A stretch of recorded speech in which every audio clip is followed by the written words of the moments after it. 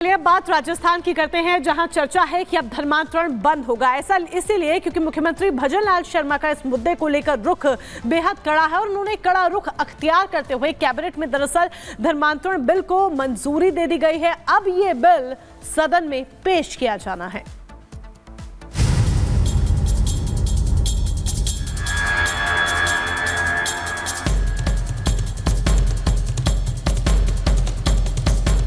अब राजस्थान भी उन राज्यों में शामिल होने जा रहा है जहां धर्मांतरण बिल लाकर उसे लागू किया गया है। राजस्थान में बीजेपी की सरकार जबरन धर्म परिवर्तन को रोकने के लिए विधेयक लाने वाली है। मंत्रिमंडल की बैठक में कैबिनेट ने धर्मांतरण विरोधी बिल को मंजूरी दे दी है।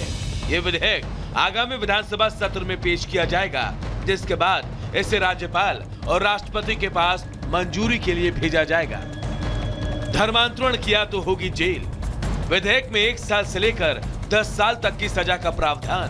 पहले स्टेज में धर्मांतरण पर 1 से 5 साल तक की सजा। समूह में धर्म परिवर्तन कराया तो 2 से 7 साल की सजा। दूसरी बार धर्म परिवर्तन कराया तो डबल प्रावधान। पहली बार 15,000 तो दूसरी बार 25,000 का जुर्माना। तीसरी बार में 5 लाख तक का जुर्माना। लव जिहाद, लिव इन रिलेशन के नाम से धर्म परिवर्तन पर भी सजा। बताया जा रहा है कि विधेयक में यह भी प्रावधान लागू कराया जा रहा है कि अगर कोई धर्म परिवर्तन कराना चाहता है तो उसे धर्म परिवर्तन से 60 दिन पहले जिलाधिकारी को इस संबंध में आवेदन देना होगा। जिलाधिकारी ये जांच करेंगे और तय करेंगे कि जबरन धर्म परिवर्तन है या फिर ये स्वेच्छा से हो रहा है। धर्मांतरण में लोगों को प्रलोभन देकर और उनको अज्ञानता में धर्म परिवर्तन करा दिया जाता था, उसको लेकर सभी राज्यों से की समीक्षा करते हुए अन्य राज्यों में भी ये नीति तैयार की गई। उनकी समीक्षा करते हुए और एक अलग अलग कैटेगरीज वाइज उनके सजा का प्रावधान किया गया है ताकि लोगों को जबरन धर्म परिवर्तन नहीं कराया जा सके। माना जा रहा है कि राजस्थान सरकार अगले सत्र में धर्मांतरण बिल को सदन में लाकर पास कराएगी।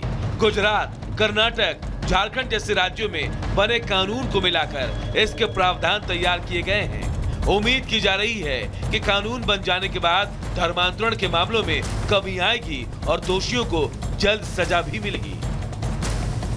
Bureau report, republic Bharat. और चक्रवाती तूफान फेंगल की बात करेंगे। फेंगल का कहर अब जगह जगह दिखना शुरू हो गया है। तमिलनाडु से लेकर के पुडुचेरी तक हालात खराब हो रहे हैं और ये हालात कुछ इस तरह के खराब हो रहे हैं कि न सिर्फ लोगों को परेशानियों का सामना करना पड़ रहा है, उनका जीवन खतरे में है, बल्कि तस्वीरें भी ऐसी हैं जो किसी को भी डरा दे।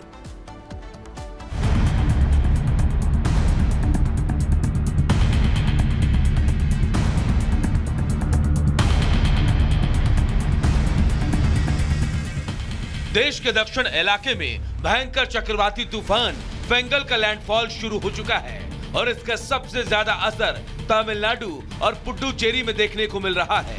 दोनों ही जगह मौसम ने करवट ले ली है। भारी बरसात के साथ तेज हवाएं चल रही है। मौसम विभाग ने बताया कि फेंगल तूफान का लैंडफॉल शुरू हो गया है। हवा की रफ्तार 70 से 90 किलोमीटर प्रति घंटा है। इस तूफान का सबसे ज्यादा असर दक्षिण के राज्यों में पड़ा है। फेंगल का कहर। मौसम विभाग ने तमिलनाडु के 7 जिलों में आज सुबह भारी बारिश की चेतावनी जारी की है। ये 7 जिले हैं चेन्नई, तिरुवल्लूर, विलुपुरम, कुड्डालोर, कांचीपुरम, चेंगलपट्टू और कलकुरिची। तूफान के अलर्ट के बाद भारतीय नौसेना और तट रक्षकों ने मोर्चा संभाल लिया है। लोगों से घरों में रहने की अपील की गई है। IT कंपनियों को घर से काम करने की सलाह दी गई है। तमिलनाडु और पुडुचेरी के कई इलाकों में भारी बारिश हुई है। लोगों को सुरक्षित स्थानों पर पहुंचाया गया है। प्रशासन ने करीब 12 लाख लोगों को SMS के जरिए अलर्ट भेजकर सतर्क रहने को कहा है। चेन्नई हवाई अड्डे पर दोपहर 12:30 बजे से शाम 7 बजे तक विमानों का परिचालन बंद कर दिया गया था। 55 उड़ानें रद्द कर दी गई। 19 उड़ानों को डाइवर्ट किया गया, जबकि 12 उड़ानें देरी से चल रही है। तमिलनाडु सरकार ने कई जिलों के स्कूल और कॉलेजों को आज बंद रखने का आदेश जारी किया है। तूफान की वजह से लोगों को सतर्क रहने को कहा गया है। लोगों को समुद्र के किनारे ना जाने और घरों से बाहर ना निकलने की सलाह दी गई है। दक्षिण की सड़कों पर सन्नाटा पसरा है। लोगों में तूफान का डर भी देखा जा रहा है। आईएमडी ने बकायदा पोस्ट कर लोगों को इसके बारे में जानकारी दी है। बंगाल के दक्षिण पश्चिम खाड़ी के ऊपर चक्रवाती तूफान फेंगल पिछले 6 घंटों के दौरान 7 किलोमीटर प्रति घंटे की रफ्तार से पश्चिम की ओर बढ़ा और 30 नवंबर 2024 को देशांतर के निकट उसी क्षेत्र पर केंद्रित था।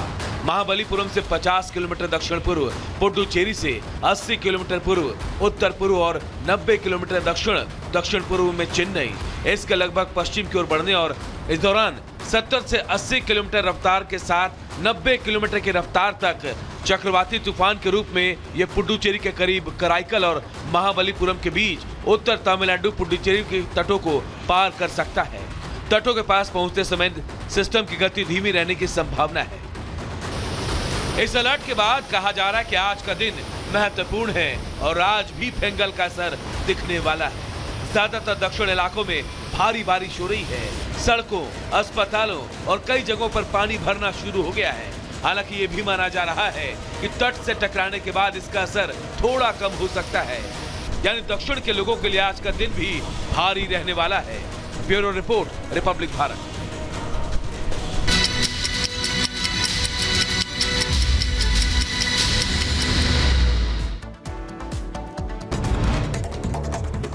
संभल हिंसा की जांच के लिए मुरादाबाद पहुंची जांच आयोग की टीम आज सुबह 10:30 से 11 के बीच जामा मस्जिद पहुंचेगी। टीम हिंसा वाले इलाके की करेगी जांच। न्यायिक आयोग की टीम में 3 सदस्य शामिल। संभल हिंसा का एक और वीडियो आया सामने। भीड़ को भड़काते नजर आए मौलाना, आरोपियों की हुई पहचान। पुलिस टीम जुटी, हिंसा वाले दिन का वीडियो भी सामने आया।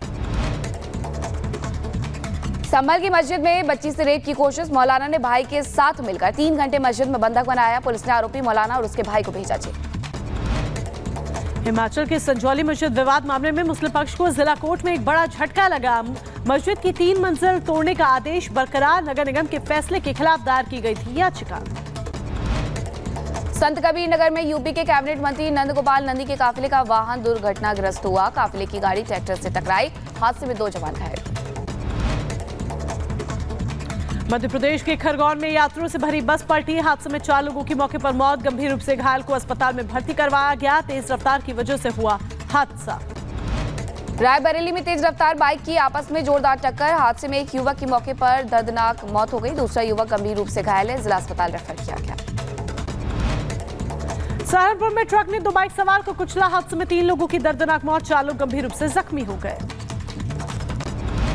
बदायूं में तेज रफ्तार पिकअप और बाइक की टक्कर। हादसे में 2 लोगों की मौत। पुलिस मामले की जांच में जुटी।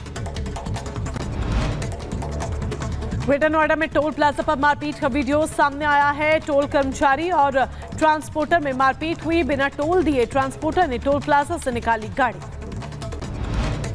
राजस्थान के हिंडौली से सामने आई हैरान कर देने वाली घटना। महिला को डायन बता करके किया गया प्रताड़ित। तो महिला के बाल काट करके उसका मुंह काला किया गया। इतना ही नहीं, महिला के शरीर को लोहे की गर्म रॉड से भी दाग कर दिया।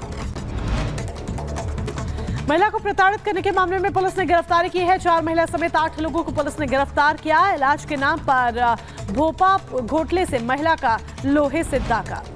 बिहार के अररिया में बदमाशों के हौसले हुए बुलंद। पैक्स अध्यक्ष को बदमाशों ने गोली मारी। गंभीर हालत में अस्पताल में कराया गया भर्ती। गुस्साए ग्रामीणों ने गिरफ्तारी की मांग की। दिल्ली के न्यू उस्मानपुर में ड्यूटी पर तैनात कांस्टेबल पर चाकू से हमला किया गया। पुलिस से मुठभेड़ के बाद बदमाश को गिरफ्तार किया गया। कांस्टेबल पर चाकू से हमला हुआ है।